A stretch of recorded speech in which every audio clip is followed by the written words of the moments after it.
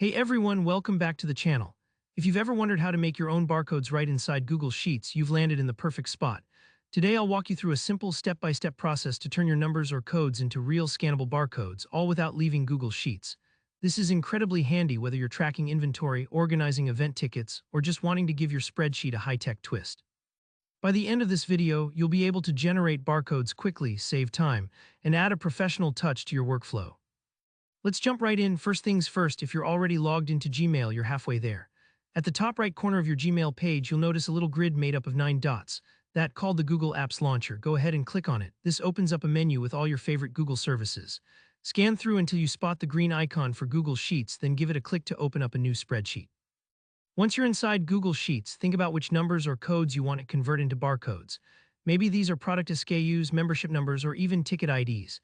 Click and drag to select the cells with the numbers you want to use. If you're just practicing, you can type a few numbers in different rows or columns for now. Selecting them is important because soon we'll apply the barcode font specifically to these cells. Alright, now let's add that special barcode font. At the top of Google Sheets, look for the font drop-down menu. By default, it might say something like Arial or another standard typeface. Click on this menu and a list will appear. Now here, where we make things interesting, scroll down and find more fonts at the very top of the drop-down. Clicking More Fonts opens up a font library that gives you access to all sorts of new options, including what we need. Once the font window pops up, use the search bar to type barcode.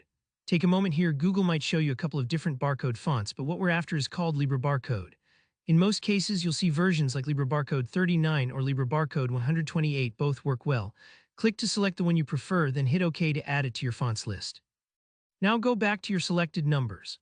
With them highlighted, open up your font menu again. You'll notice that LibreBarcode now appears in your list. Simply click on it. Instantly, your numbers will transform into barcode lines. It might look weird at first, just a jumble of lines and spaces, but that's exactly what a barcode is supposed to look like.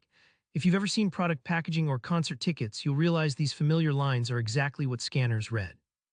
If you need to apply the barcode style to more numbers, just repeat the process by selecting new cells and changing the font. And don't worry if your spreadsheet looks a little messy while experimenting.